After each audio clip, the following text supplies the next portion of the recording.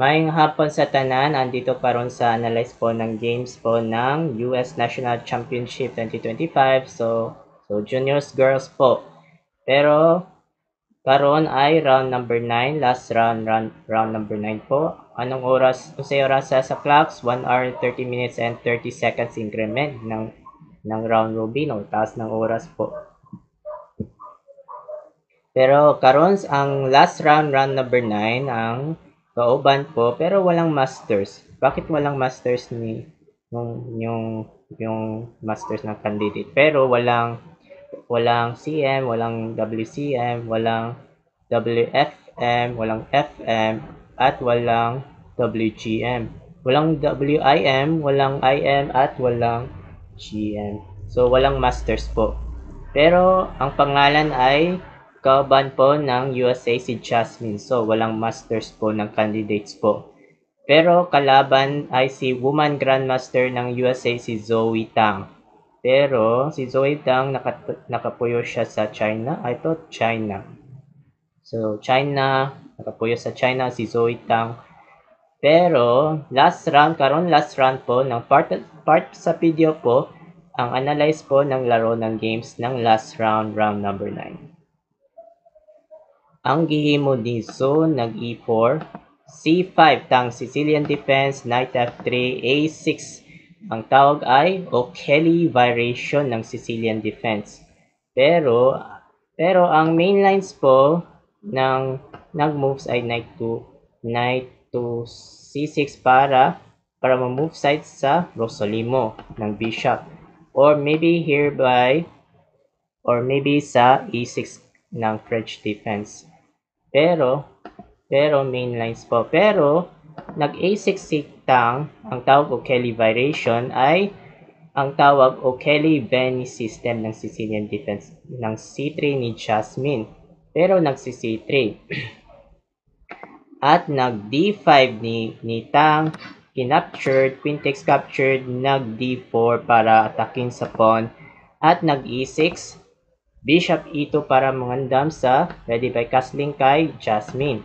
Pero castling inside, kinaptured, takes at nag-knight F6 para ma-move ball sa knight to G4 para strongest. So usok kaya sa malakas po. At nag-knight C3 para disturbohan sa queen sa reyna, attacking sa reyna po. At umatras queen D8. Kinasling ni Jasmine so at nag-knight C6. Pero knight C6 ni Zoe Tang. At nag-bishop E3 para bishop pairs para doubles sa bishop. Pero bishop pairs po para depensa sa pawn. At nag-bishop D6 kay Zoe Tang para mangandam sa castling ni Tang. At nag-rook C1, kinasling ni Tang. At nag-H3 para walang knight to G4. Pero walang knight G4 ng moves po. At nag-H6 para walang bishop to G5, knight G5, pero kasi kay move side sa attack target sa pawns po. At nag-bishop D3 para bishop pairs po. At nag-knight D4 pero tineret sa bishop pero may lumabas ng novelty ni Tang ng games po. Ang odd lines ay unang B5 ng B5, kalawa ay magbi-bishop to B4, katlo ay rook to E1. So, 1, 2, 3, pero 3 ang ng good novelty. Pero ikaw pa ng novelty ay knight D4 ni Tang para inatake sa bishop. Pero inatake po ni Tang po. At umatras bishop B1 kay Jasmine at nag B5. Pero nakanumdum ko ng apelyido si Tang, parang Tang na sachet ng juice atot sa fruit juice. So for example, katong Four Seasons or orange, apple or strawberry, grapes, etc. Pero Pero brand sa Tang sa juice po na commercial. So padayon sa B5 po ni Tang at nag-knight E5 para ma-idea po move side po ng knight E5 at nag-bishop to B7 para right square bishop at nag-queen D2 para determinasyon sa Jasmine at nag-rook E8, rook FE1, umatras bishop F8 at nag-8A inatake sa knight at knight BD5 para threatening sa bishop pero attack sa bishop po kinapture sa knight, bishop takes captured at nag F3 para idea po para proteksyonan sa pawn at nag rook C8 pero rook C8 para mangandam sa rook to rooks po at nag queen D3 palit-palit at nag bishop D6 po para bishop pairs pero may bishop pairs pero attacking sa threat sa knights po at umatras knight G4 kinaptured sa knight threat sa bishop captured nag queen H4 pero may idea para kusog ng ni Zoe Tang para mangandam sa mating net pero mating net po gimo ni Zoe Tang at nag bishop F2 pero inatake sa threat sa queen pero ayaw ganal sa computer ni Jasmine. Dapat daw ay queen H7 check. So, may check po ni king po. At diretsyo sa king F8 pero slightly sa whites and blacks po. Slightly ng whites and blacks. So it means balik tayo sa bishop F2 para threat sa queen. Rina, threat. Sorry. may problema sa mouse po. Mouse sleep po. Pero so bishop F2 para threat sa queen. Pero tinaret sa queen po at nag queen G5 pero inekis po ni Zoe Tang. Dapat daw ay tira ay queen to F6 para idea para umatras po ng solution po. Pero slightly good halimbawa po. Balik tayo sa queen G5, bishop E3, so atake sa queens at queen H4. Ay nako, bakit nag bishop F2? Ano nangyari? Nasuko sa stockfish. Sama-sabra ka na. Bakit ka bumalik na balik sa bishop F2? Hindi na inisip. Walang utak. Yun.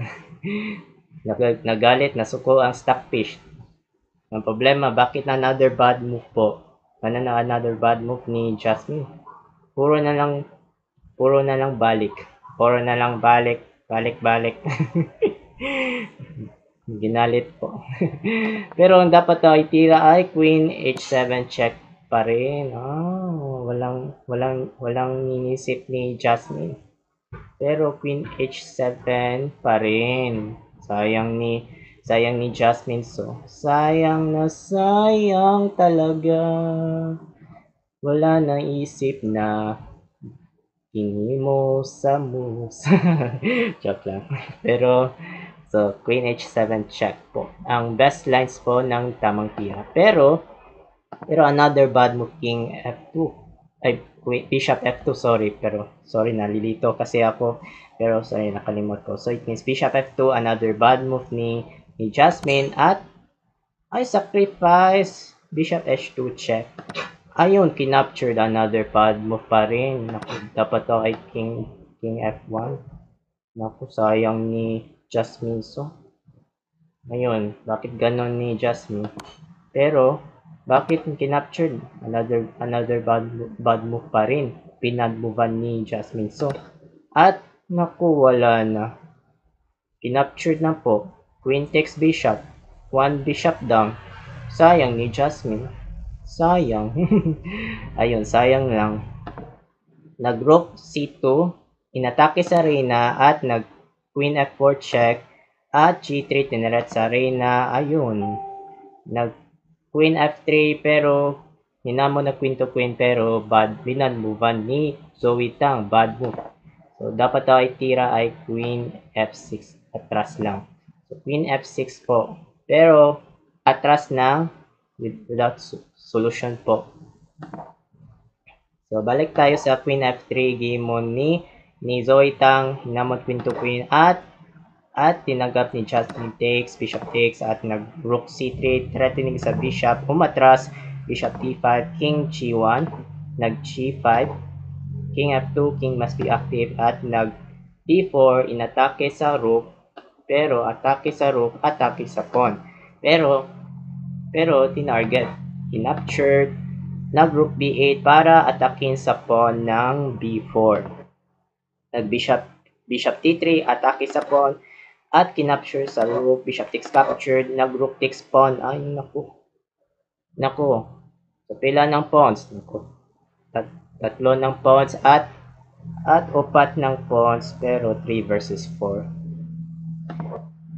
Nag-bishop e2, nag-rook b4, tinret sa pawn, at tinipend sa rook c2, nag-rook b3, pero kinontrol po ni Zoe Tang para mo gamit sa unsang pag-focus ni Zoe Tang, nag-rook d2, nag-king g7, bishop d1, inatake sa rook at umatras, king e3 para idea para move po ng king pero atake sa rooks po. Na king f6, king must be active, king d3, habol. Ayun, check. Rook e2 check. Ayun, king d6. At balik, rook d2, f5. Pero atake sa pawn, kinapture, good move, takes. Ayan. At nag b3. Pero b3 po, sacrifice. Pero hindi sacrifice. Pero ang idea may problema ay rook to bishop. Pero may tatlong bahay. Joke po. So, may bishop, may problema atake sa pawn, pero dahil sa double sa rooks. Pero, rook to bishop po. At ng king a5, nakuhabol naman si Zoe Tang. Malakas ng tira, pusog kayo. Medyo magduwa ni Zoe Tang. Ayun, king c3, atake sa rook. At umatras sa rook b8 ni Zoe Tang para idea para check, pero idea para chumek po. Pero unsaan pag-idea to focus ng idea po. Nag-rook e2 check. Ayun, depensa sa bishop. Nag-b4 pero na bad move si Jasmine. Naku, dapat daw ay tira ay king b2. King b2 po. So, king b2 ang tamang tira. Balik tayo sa b4. Nag-rook c8 check. Naku, type ng tira ni Zoe. Dapat daw ay tira ay f4. Dapat ay tira ay f4 pa rin. Naku, f4 ng tira. So, tira na lang f4. Pero, solution po. Balik tayo sa rook c8 check. Ayun, king b3, another bad move. Dapat ay tira ay king d2. Ayun, dapat ay tira ay king d2. King d2 ang tamang tira. So, king d2 po ang tamang tira. King d2. So, balik tayo sa king b3. Ayun, king d4 para solution po. Pero, ang idea para mo-focus ni Zoe Tang po. At chumek, king e3, atake sa rook, check pa rin. Ayun, king d3. Ayun, umatras rook h2. Bishop d5 check. Ayun, king b2. Rook a8. May idea po ni idea sa rook a2 para may solution sa bishop. May tatlong bahay. Joke pa rin. Ayun, rook a8 po. Nag-rook c2. Ayun, may idea para check po. Pero idea para sa check po. Nag-rook to b8. Pero rook b8 po. Pero halimbawa, bakit ayaw mag-rook a2 check? So, anong gagawin? Kung sa maghimong buhaton, mag-king b1. Ayun, kapag kinapture sa rook, bishop. Ayun. Check. Ayun, check pa rin. Ayun, king c4. So, slightly better po ng whites and blacks. Balik tayo sa rook b8 po. Nag-bishop e2 check. Naku, may ilaw pa ni Jasmine. Dapat ay tira ay rook c3 check. So, rook c3 check pa rin ang saktong tira. So, balik tayo sa bishop e2 check. Good move, king e3. Bishop h5. Kinapture sa rook check. King c1. Rook c4 para rook to rook. At tinanggap ni Jasmine takes. Nag-bishop g3 para atakin sa pawn, pero inatake sa pawn ni itom ng pawns po. Nag-f4, takes, king d1, at huling bitaw f3 ay nag-resign na po si Jasmine So ng last round number 9. Bakit nga na nag-resign? Kapag mag-king c1 po, only move po, mag-f2, mag-king d1 at mag-f1 queen. Ayun, chumek pa, mag-king c2, mag-queen e2 check at mag-queen king b1. King b1, ayun, bishop d3 check, kinapture, takes, queen, king takes po, king takes d3, mag-king c1 at mag-king c3. Ayun, magpo-pawn h4 at mag-queen e1 mating net. Pero, pilde po sa white ni Jasmine So. Pero, sayang ni Jasmine, parang walang nagamit sa utok ni Jasmine So. Pero, ang daog ng round number 9 ni Woman Grandmaster Zoe Tang. Ang score, 87.4 kay Jasmine at taas ng accuracy, 94.3 ni Zoe Tang. Congrats po ni WGM Zoe Tang. So kita sa final results sa round number 9. Ayun, nauna po ni Woman Grandmaster si Zoe Tang. Ang score ay 7 points pero championship gold medals. First place ni Woman Grandmaster Zoe Tang. At ikaduha ay silver medals. Ng second place ay ang score 6.5 ng FIDE Masters Megan Paragua, ang ama ni Paragua, Mr. Paragua. Wala ko kay Bawson si pangalan niya. Pero ang bronze medal po ng 6 points ay Woman FIDE Master Rachel Lee ng USA ng bronze medal. Ikapat ni score 5.5 ang FIDE Master Royal Yan. Ikalima ay ang score 4.5. So, Woman International Master Iris Mo ng USA. Ika-size, 4.5 pa rin. Jasmine So. Ika-pito, 3.5 ni Rose Aswell ng FIDE Masters in USA. Ika-otso ay score 3 points ng Woman FIDE Master USA Laurie Ko. Ang ka-9, 3 points ng Woman Grandmaster USA si Rachel Wu ng kauban friendship ni Woman Grandmaster Jennifer Yu. Ika-huli ng 1.5 points ay Woman International Master ng USA si Chloe Gao. Pero congrats po ng top 3 po sa juniors girls. So sana natutunan po sa video. Salamat sa panonood. Ako po si Mark Luwagi 17, also known as Icon Mike 17. So have a good day at keep update po sa mga next chess updates po. Bye-bye.